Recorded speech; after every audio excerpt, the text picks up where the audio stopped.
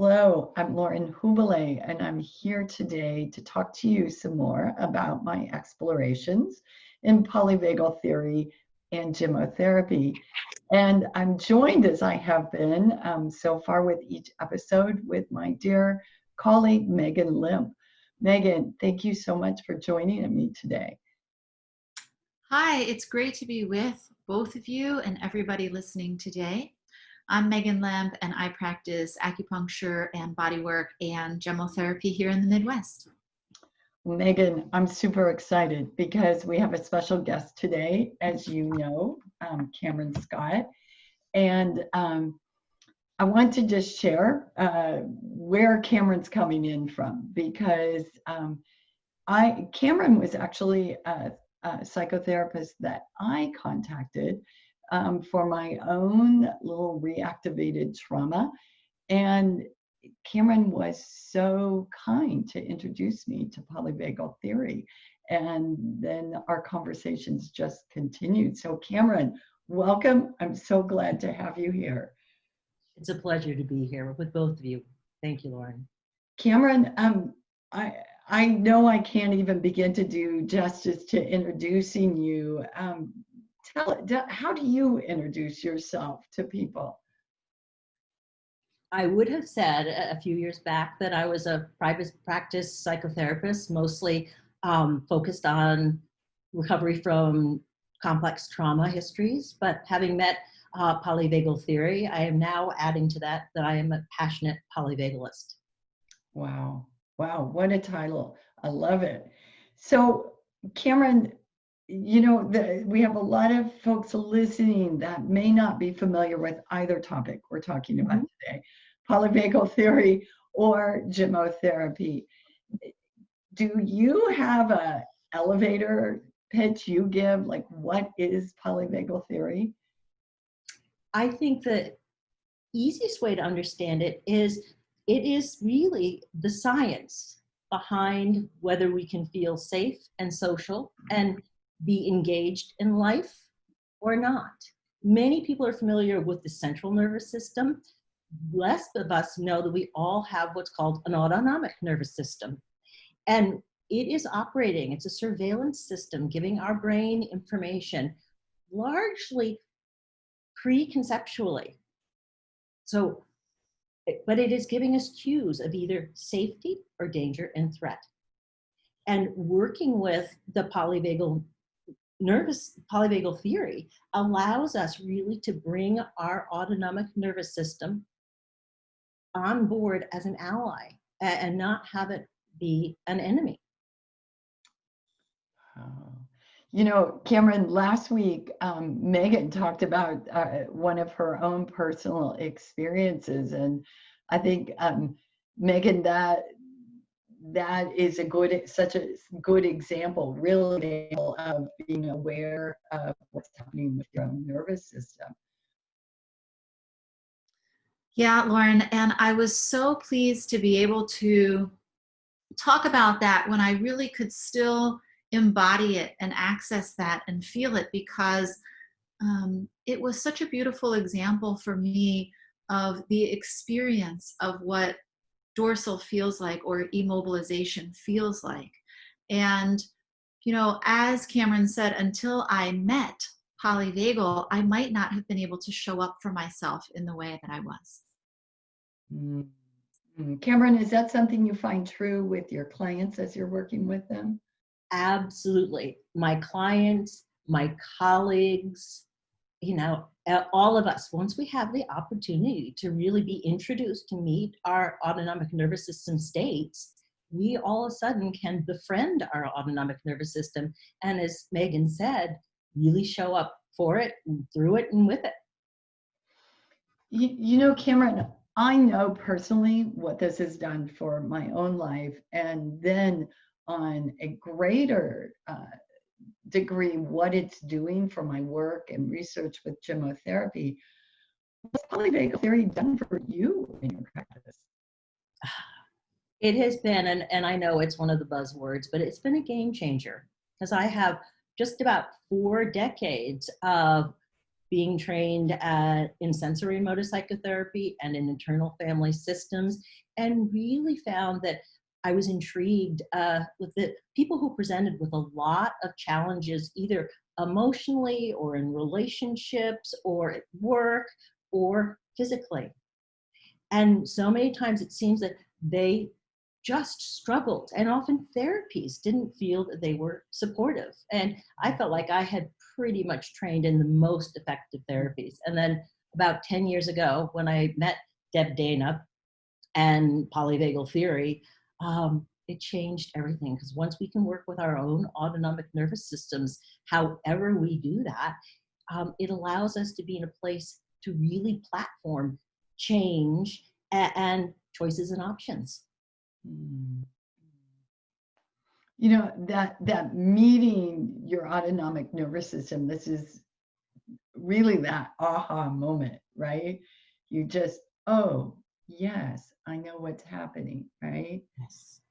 Yeah. So Cameron, do you ever come across someone that doesn't get this?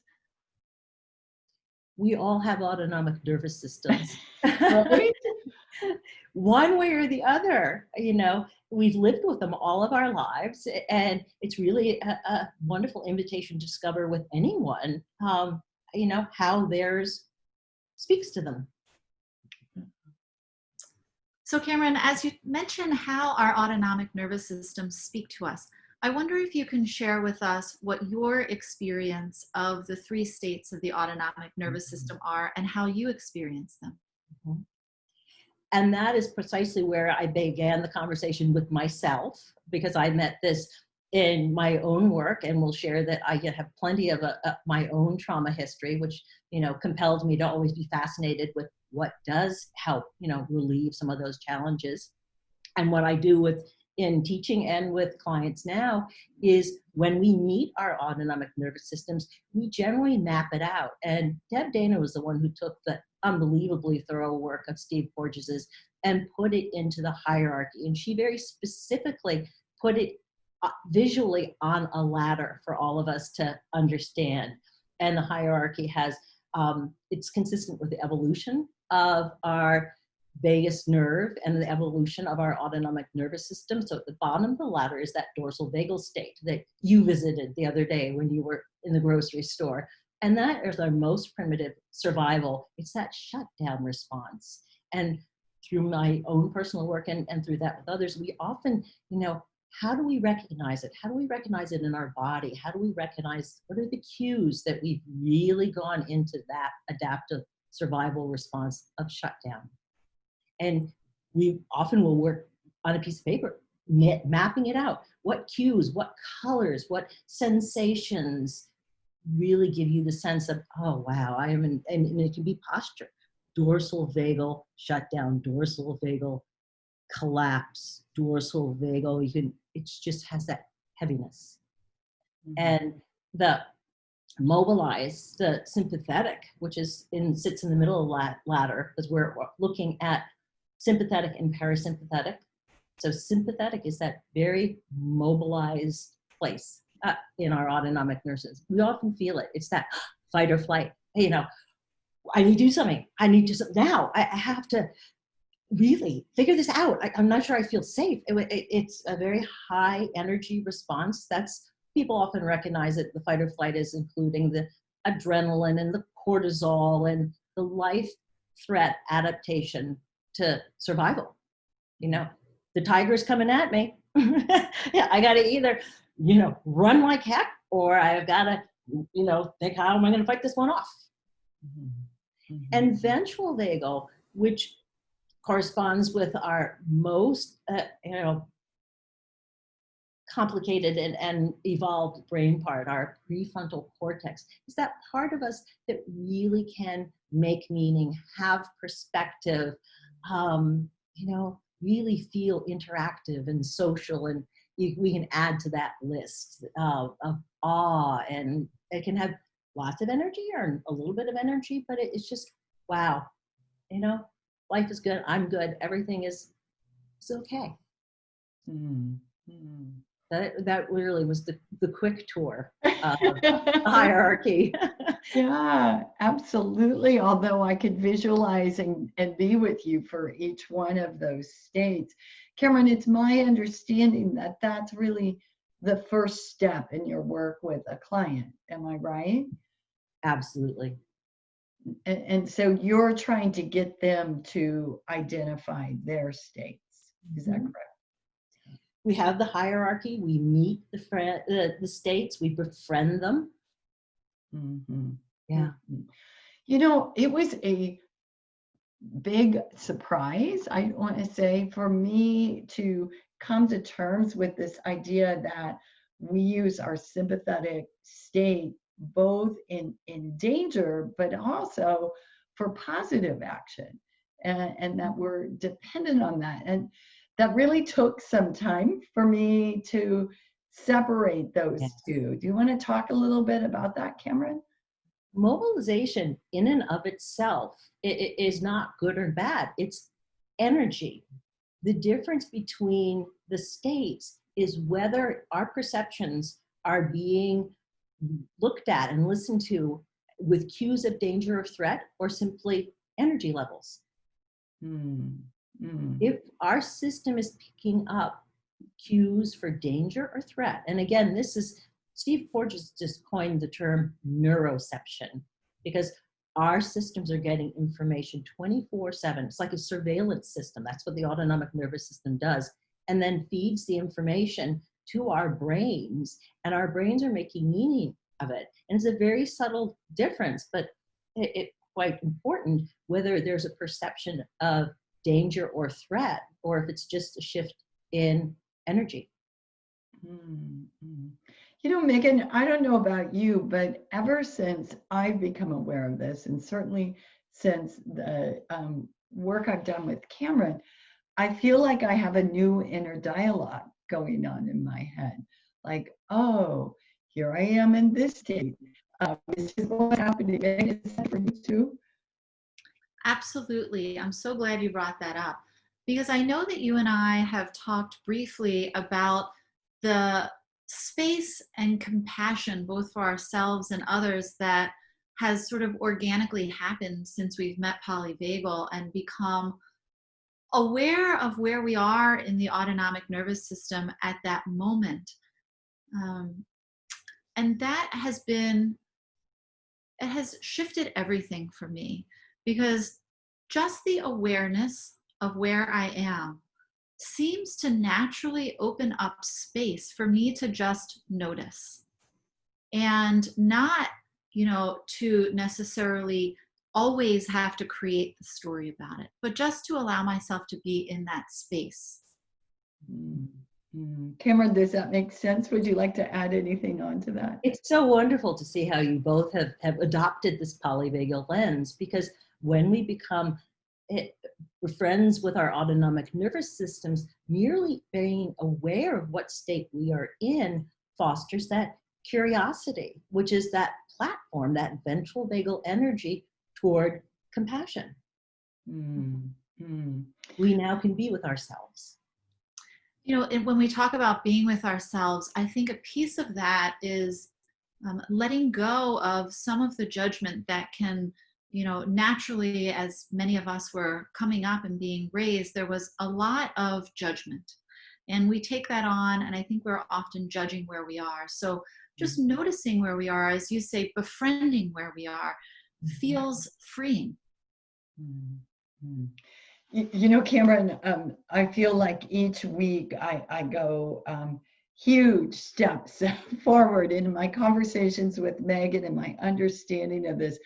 One of the things that I think Megan and I have touched on that has been very eye-opening for me is talking about this befriending, but taking it that step further of what kind of friend do I need to show up for me in this moment? Mm-hmm. And I have absolutely fallen in love with that idea, because what I've come to see is how often I'm not the kind of friend that I really need to show up to myself, and to bring that awareness to that. And I find myself even saying, so Lauren, what is it you need right now? Cameron, is that something that you've seen with clients or in your Yes. Well, team? you're touching on something that is so profound. Polyvagal theory is beginning to notice our autonomic nervous systems. This is the biology that is behind these states. Mm. Once we understand this is biology, there's a wonderful reduction of shame. It's nothing we are doing.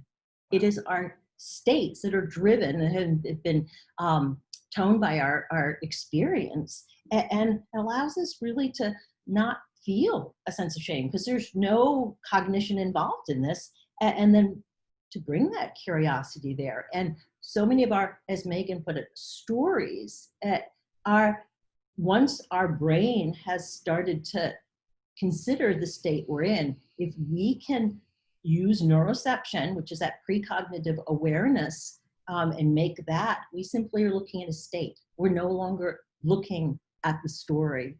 And it gives us that, as Maegan put it so beautifully, the room to consider, what is happening in this moment. Mm-hmm. So beautifully put. Maegan, do you have any further questions for Cameron? Cameron, I think that you have really introduced us to the 3 different states and the idea of neuroception so beautifully. So thank you. You're welcome. Yeah. Cameron, we're going to do another episode with you, and I just want to do a lead in, if that's okay with you on this, because, you introduced me to polyvagal theory, and in turn, I've begun to introduce you to my passion, which are gemmotherapy extracts. And I want to just tie this together for a moment, and then we'll go into it further in the next episode, is this type of friend that we need to show up is exactly, I believe, Maegan, I'm sure you'll agree with this, the piece we were missing when we have all these beautiful extracts. We know what kind of action they have on the nervous system. We know what they would do for someone's mood. But if I'm someone in a trauma response, I don't know which one to take. I don't know how to make that decision. I don't have the room for it. But now that we can ask someone, what kind of friend do you need to show up? And we can categorize our extracts in that way, we're going to make some super headway. Yeah, wonderful. Cameron, is there anything you'd like to share to close this out for us today? It would be my own personal excitement that as I watch polyvagal theory become more and more of everyday life for so many people living their lives as well as doing their work, it's a very exciting time to be considering it. Yeah. Cameron, thanks so much for showing up and being so authentic about polyvagal theory with us. Maegan, thank you. Thank you.